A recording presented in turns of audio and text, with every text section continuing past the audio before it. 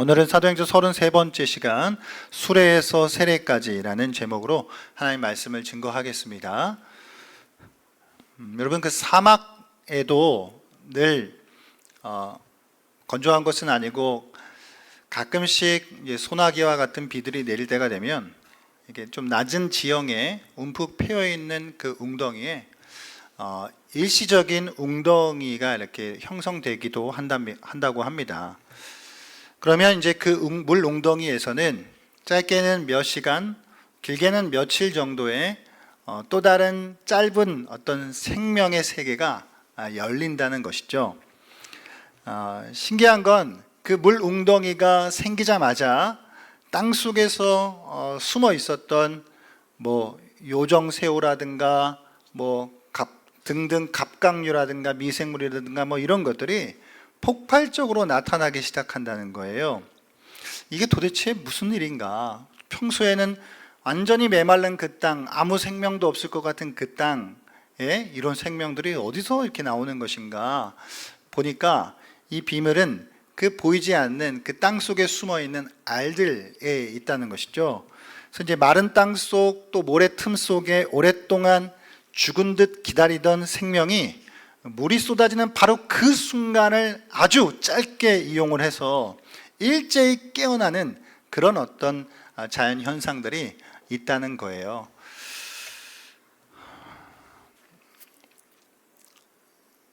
유대 땅으로부터 멀리 떨어져 있는 예수의 복음으로부터는 더욱 거리가 있는 이 에티오피아 땅의 한 사람에게 복음의 씨앗이 터집니다. 그 사람에게 있던 이 복음의 씨앗은 감추어져 있었던 거예요. 아마 본인조차도 그것이 자신에게 있는 줄 몰랐을 거예요. 그러나 그에게 성령의 단비가 내리자 그 사람 안에 복음의 생명이 활짝 피어나게 되었다는 것입니다. 그리고 그는 세례를 받아 완전히 새로운 사람이 됩니다. 할렐루야. 딴 사람 얘기라고 너무 좀 메마른 것인 거 아닙니까? 한 사람이 변했다니까요. 할렐루야. 이것이 오늘 본문의 이야기입니다. 이 한 사람은 수레에서 예수님을 만났고 그리고 세례를 받는 삶의 변화가 일어나게 된 것입니다.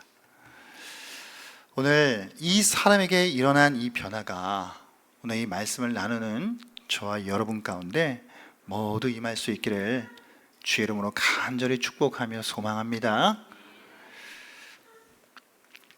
고대의 그리스인들은 이 에티오피아인들을 이 남쪽 땅 끝에 살고 있는 사람들로 생각을 했다고 해요. 이 누가 시대에, 이 사도행전이 기록된 이 누가 시대에 이 에티오피아인들에 대한 관심이 좀 커지는 계기가 있었는데, 이 로마 사람들이 이 로마의 원정대가 이 에티오피아 땅까지 이렇게 탐험하게 나아가는 그런 일들을 통해서 그 땅에 대한 관심이 좀 생기기 시작했다고 합니다. 어떤 면에서 보면 부활하신 주님께서 너희가 예루살렘, 유대, 사마리아 땅 끝까지 내 증인이 되리라 하신 그 말씀이 또 어떤 의미에서는 한편으로 오늘 이 빌립을 통해 에티오피아 내시를 전도함으로 말미암아 또 성취가 되어지는 그런 모습들을 발견하게 됩니다. 오늘 본문에 나오는 이 에티오피아라고 하는 이 지명은 정확하게 이야기하면 지금의 그 에티오피아, 그러니까 커피로 유명한 그 에티오피아와는 살짝 좀 다른 곳으로 보여져요.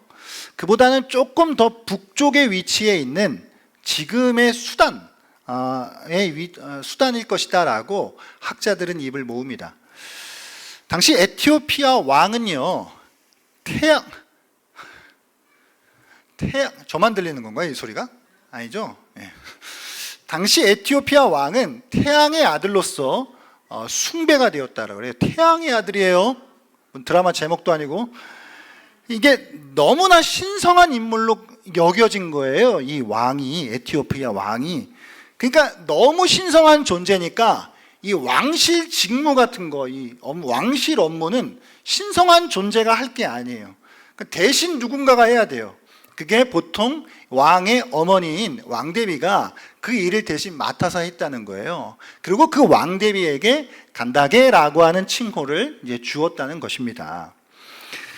그럼 오늘 이 본문에 등장하는 에티오피아의 국고 맡은 이 사람 도대체 어떤 사람인가?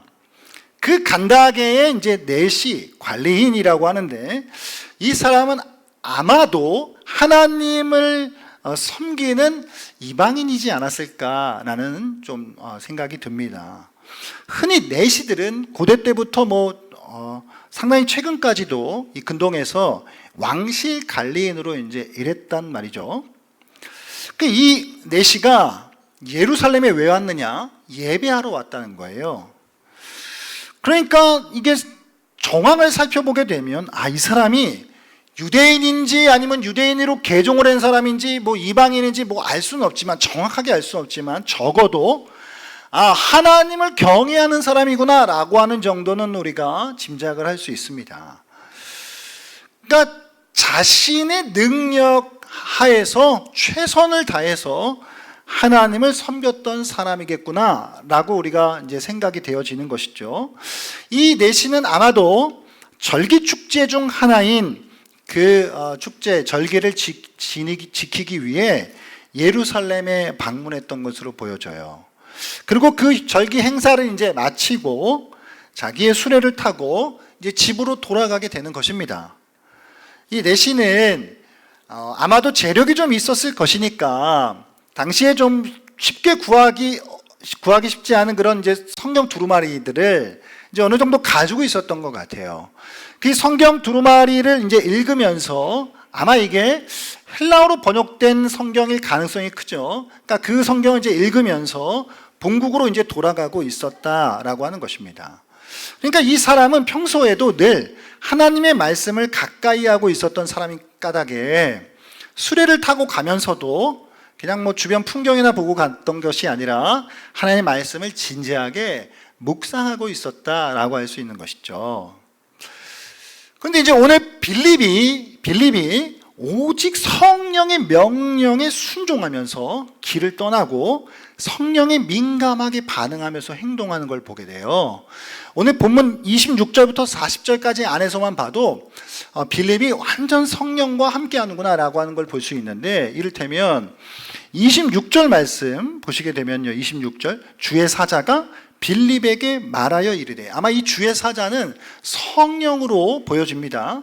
또한 29절에 보게 되면 성령이 빌립더러 이르시되 그래요. 그리고 또 39절 말씀을 보게 되면 주의 영이 빌립을 이끌어 간지라 그래요.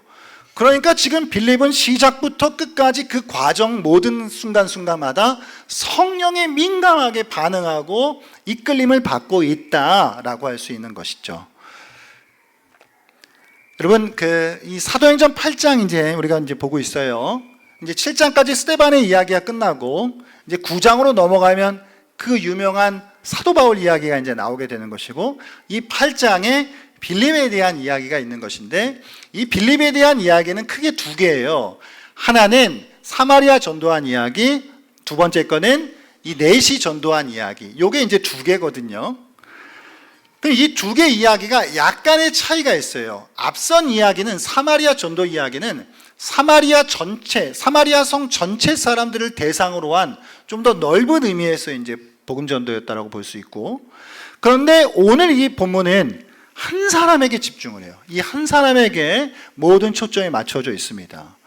또한 앞선 이야기 같은 경우에서는 하나님의 어떤 디테일한 지침까지는 없어요. 그런데 오늘 이 본문은 아주 모든 단계마다 하나님의 디테일한 지침이 있는 것을 이제 우리가 볼 수 있는 것이죠. 그러니까 물론 이제 빌립이 성령의 인도를 받아요. 인도를 받는데 예를 들면 이렇게까지 했던 건 아니에요. 하나님이 빌립한테 야 빌립아, 예루살렘에서 가사로 가는 길로 가봐. 그러면 에티오피아 여왕 간다게의 모든 국고를 맡은 아주 권세 있는 내시를 만날 거야. 걔가 성경을 읽고 있을 거야. 너 그럼 성경 해설해주고 예수님 전에, 이렇게까지 이야기했던 건 아니죠. 그러니까 빌립은 왜 가라고 하셨는지까지는 몰라요. 그러니까 가라니까 간 거예요. 그러나 그는 분명히 하나님이 가라시는 데는 분명히 거기에 이유가 있었던 것을 믿었던 것이죠. 그리고 거기에 가면, 그 길을 따라가면 분명히 하나님께서 이루실 어떤 하나님의 계획이 있다는 것까지는 믿었단 말이에요. 그러니까 하나님의 명령을 따라 간 거예요. 여러분 생각해 보시면 우리의 순종이라고 하는 것이 대체적으로 그렇습니다. 뭐 앞에 있는 모든 것이 다 구체적으로 디테일하게 하나님께서 다 알려주셔서 야, 그 가면 이렇게 되고 이렇게 될 거야 라고 해서 가는 건 아니죠. 그저 이게 하나님 명하신 길이구나, 여기구나 라고 하면 우리는 이 길을 하나님께서 가라고 하신 길이고 이 길을 통해서 하나님께서 이루실 계획이 있으신 거구나 라고 하는 것을 믿고 가는 거예요. 이게 우리의 순종인 줄 믿습니다. 오늘 빌립과 내시가 만나요. 이 빌립과 내시가 만나는 걸, 이 사건, 엄청난 사건인데 이 사건을 간단하게 요약하면 이렇습니다. 자, 간단하게 성령께서 빌립에게 남쪽으로 향하여 내려가라고 하셔요. 빌립이 그 길에서 수레를 만납니다. 성령의 지시에 따라 빌립이 그 수레로 가까이로 다가가요. 그리고 빌립이 성경 읽는 소리를 듣게 되는 거예요. 그리고 당신 지금 읽는 걸 깨닫습니까? 라고 묻는 겁니다. 그러니까 그 읽고 있던 내시가 나 깨닫지 못합니다 라고 말하고 수레에 올라오시오 라고 그렇게 청하는 거예요. 수레에 올라간 이 빌립, 거기에서 빌립이 이 내시가 문 성경을 읽고 있었는지를 정확하게 다시 보면서 내시가 빌립에게 다시 물어요. 이게 누구냐? 라고 이제 질문을 하는 것이죠. 그러자 이제 빌립이 입을 열어서 이 성경을 해석해 주고 예수의 복음을 전했다는 거예요. 그러니까 여기에서 이제 내시가 완전히 새 사람이 되어 세례를 받더라는 거예요. 그리고 마지막으로 빌립이 성령에 이끌려서 사라져 버렸더라. 이것이 오늘 사건의 전체 개요입니다. 이 넷이요, 예루살렘에서 예배를 드리고 본국으로 돌아가는 이 넷이 수레를 타고, 아마 병거였겠죠. 그 수레를 타고 내려가는 이 넷이가 수레에서 하고 있었던 것은 일종의 우리식으로 이야기하면 큐티예요, 큐티. 그리고 그날의 본문은 이사야 53장 7절과 8절이었던 거예요. 이 본문을 묵상하고 있었던 것입니다. 그런데 성령께서 빌립에게 병거로 다가가라고 하셨고 그 말씀을 순종하고 다가갔는데 성경을 읽는 소리가 들렸던 거예요. 아마 이제 고대에는 거의 대부분 글을 읽을 땐 소리를 내서 읽는 것이 그게 이제 일반적인 것이었기 때문에 이 내시도 그렇게 성경을 읽었던 것이죠. 근데 여러분 여기서 참 중요한 것은 내시가 읽고 있었던 그 본문이 어디였냐는 거예요. 그 본문은 복음 전도자에게 있어서 정말 천근과 같은 기회를 제공해 주는 본문이었다라고 하는 거예요. 이 모든 일이 하나님의 섭리구나. 이걸 뭐라고 얘기해야 되죠? 그냥 하나님이 다 계획하셨구나. 이게 수레를 만난 거, 성경을 읽고 있는데 하필 이사야 53장 7절 8절인 거, 이런 거. 왜냐하면 당시에는 신약 성경이 기록되지 않는 시기에 여러분 복음 전도자가 누군가에게 예수가 어떤 사람인지를 그 예수를 알지 못하는 사람에게 전하여야 했다라고 볼 때에 여러분 그 이야기를 시작해야 된단 말이에요. 예수에 대한 이야기를. 그랬을 때에 그 출발점으로서 이사야 53장보다 더 좋은 성경을 찾아보기 힘들단 말이에요. 그러니까 이건 하나님의 정확한 섭리 가운데 그 성경을 읽고 있었던 거예요. 그 이사야 53장에는 어떤 내용이 있죠? 순종하는 종에 대한 말씀이 있는 것이죠.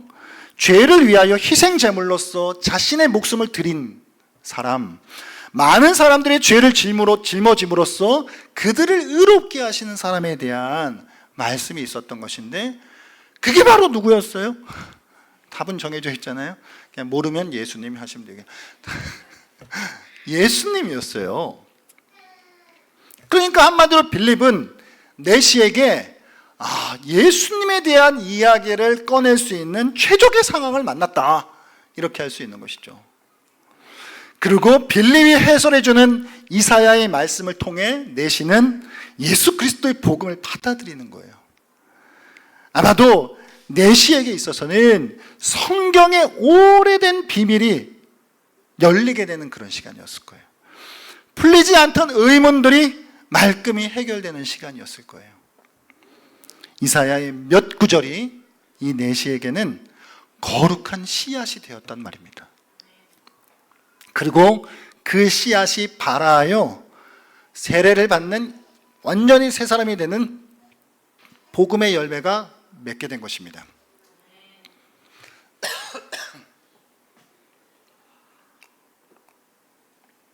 제가 다 목이 메이네요. 이게 복음의 열매를 맺었다고요, 여러분.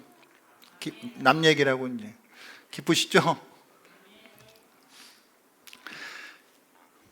이 내시 입장에선 하나님의 말씀 궁금했죠. 그러니까 늘 읽었던 거예요. 근데 잘 모르겠어요. 그런데 빌립이 어느 날 오더니 이 말씀을 해설해 주니 열려지게 된 거예요. 성경에 대한 이해가.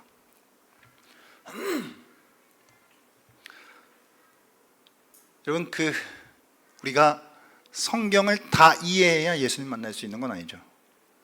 그럼 뭐 성경 예수도 안 믿는 학자들이 성경 공부하면 자동적으로 전체 66권 다 공부하면 예수 만나나요? 아니에요. 때론 하나님께서 한 말씀을 우리에게 주셔서 성경 전체가 열려지게 되는 그 은혜의 타이밍을 우리에게 주신단 말이에요. 믿으십니까? 1799년, 1900이 아니라 1799년 이집트 로제타라고 하는 지역에서 한 비석이 발견돼요. 이 비석 안에는 세 개의 다른 언어로 된 문장들이 이렇게 있었어요. 가장 상단에는 이집트 신성 문자, 그러니까 그림같이 생긴 그 상형 문자 있잖아요. 그리고 중간에는 이집트인들이 조금 더 백성들에게 편하게 다가가기 위해 만든 이집트 민중 문자, 그리고 맨 하단에는 그리스어로 되어 있던 거예요. 1799년에 이 비석이 발견돼요. 그리고 1822년에 샹폴리옹이라고 하는 사람이 가장 하단에 있는 그리스어를 중심으로 해서 이걸 토대로 해서 결국은 이게 같은 내용을 다른 언어 세 개로 썼구나라고 하는 것이 밝혀지게 돼요.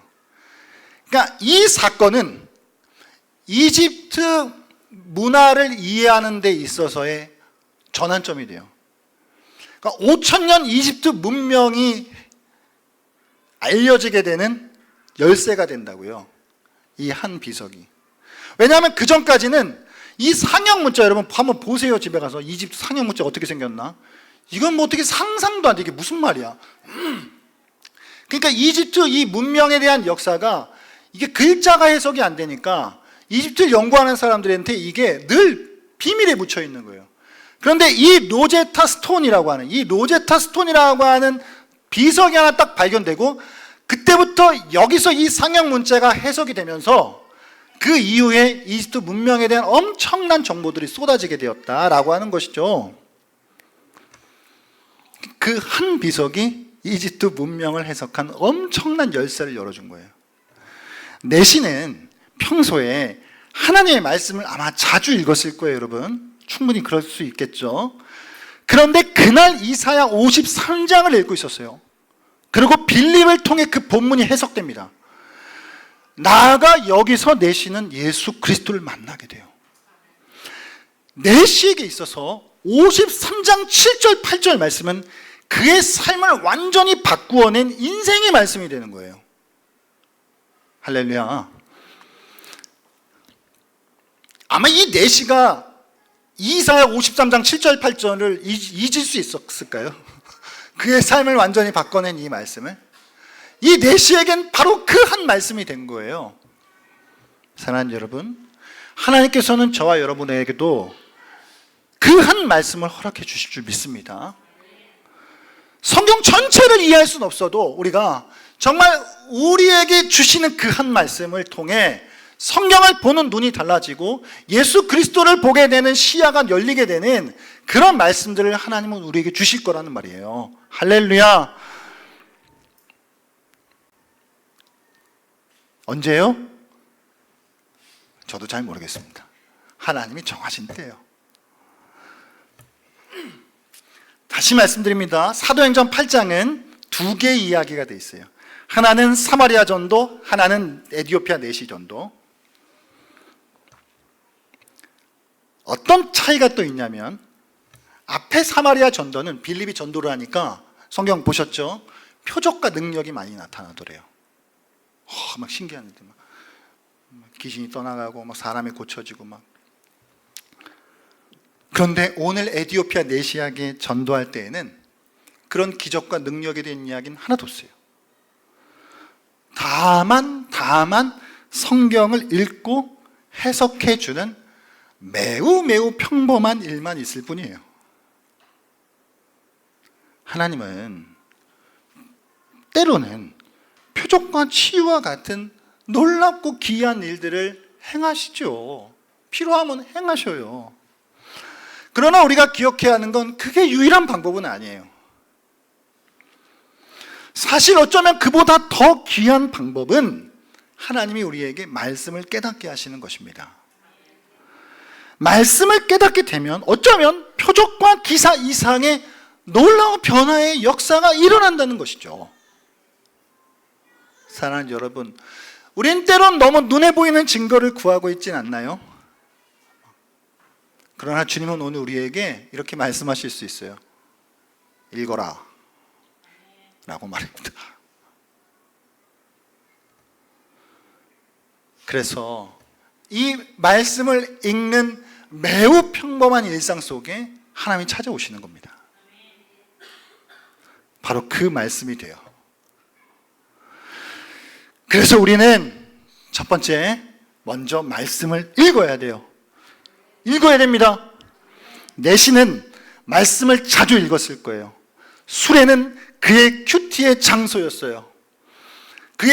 그런데 그의 일상의 그 장소가 비상한 장소로 바뀌어요.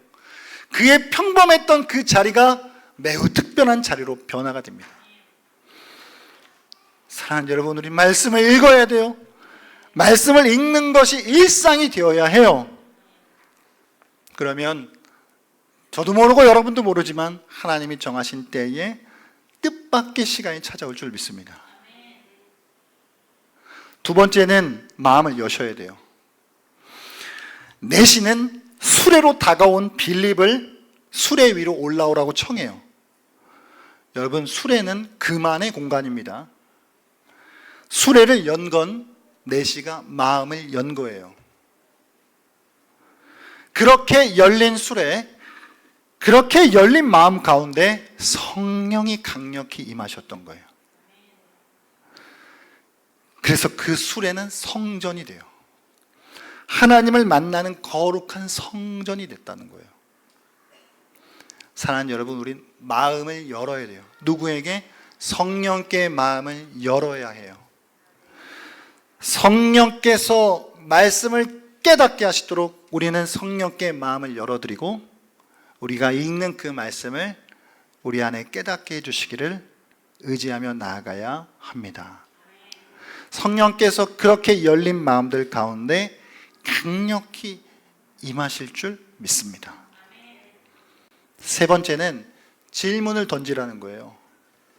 내시는 자신이 읽고 있던 성경에 대해서 모르는 걸 모른다고 했어요. 꽤나 지위가 있던 사람이죠. 난 몰라요. 깨닫지 못하는 것을 깨닫지 못한다 했어요. 여러분, 우리는 질문을 던져야 해요.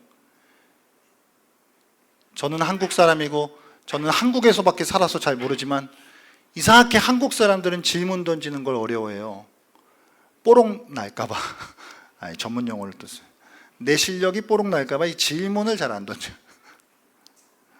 그러나 말씀을 읽고 우리는 마음을 열고 질문을 던져야 합니다. 질문을 던지는 자에게 성령께서 오셔서 그 말씀을 깨닫게 하실 것입니다. 내시는 결국 세례를 받아요. 세례는 변화된 삶을 말하는 거예요. 하나님은 이렇게 말씀을 읽고 성령께 마음을 열어드리고 성령께 묻는, 질문하는 그 사람에게 찾아오시고 그 사람을 변화시키시는 것입니다. 하나님의 말씀은 저와 여러분의 삶을 변화시키는 능력이 있습니다. 믿으십니까? 믿으세요? 하나님의 말씀이 저와 여러분의 삶을 변화시키는 능력이 있는 줄 믿으십니까? 읽고 열고 던져야 합니다. 할렐루야.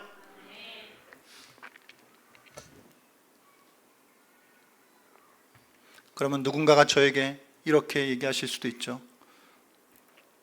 목사님, 읽어요. 열었어요. 질문도 던집니다. 그런데 없는데요? 라고 하실 수 있죠? 그 북아프리카나 중동 같은 데에는 와디라고 하는 건천이라고 하는 게 있대요. 건천, 이게 말이 안 맞잖아요. 사실 건천, 천이에요. 물이 흐르는 계곡인데 건조해. 말이 안 맞죠. 이게 평소에는 그냥 메마른 계곡인데 어느 순간 비가 오면 상류에서부터 물이 쏟아져 내려온대요. 그래가지고 오만 같은 경우에는, 이게 장마철 같은 경우에 갑자기 그 사람들 거기에 있다가 그냥 물이 홍수처럼 쏟아지는 바람에 차까지 떠내려 나가고 막 이런 일들이 이제 있는 거예요. 이걸 와디라고 부르더라고요. 와디샵이라고 하는 그 건천이 매우 유명하더라고요. 자, 여러분, 길이 나 있는 거예요. 길이 나 있는 그곳에 비가 내리니까 쏟아져 그 길로 내려오는 거예요. 그러니까 우리는 언제요? 라고 모르죠. 다만 우리가 할 수 있는 건 매일 일상 속에 말씀을 읽고 우리의 마음을 열어드리고 주님께 묻고 나아가는 그 작업을 늘 우리의 일상 속에 해 나아간다면 성령께서 비가 내리시는 그때 그 길을 타고 성령이 급속도로 그 물살로 내려오실 것이다라고 하는 것입니다. 할렐루야. 그러므로 오늘 이 에티오피아 내시는, 이 에티오피아의 내시의 수레는 그의 일상의 자리였어요. 그 일상의 자리에서 그는 늘 평소처럼 성경을 읽고 있었던 거예요. 그 사람에게 주님 성령이 빌립을 보내셨고 말씀을 해석하게 하셨고 예수를 전해 변화된 새로운 삶으로 나아가게 했던 것입니다. 저와 여러분이 늘 때로는 읽고 열고 던져요. 하나님, 근데 물이 없어요, 말라 있어요 라고 말하는 우리에게 주님이 그 정하신 때에 비를 내리셔서 그것을 윤택하게 하시는, 그래서 우리의 삶을 또 바꾸어 내시는 하나님 되심을 우리가 믿을 수 있기를 바랍니다. 여러분, 읽고 열고 던지십시오. 하나님이 일하실 것입니다. 하나님의 말씀은 우리의 삶을 변화시키는 능력이 있는 줄 믿습니다.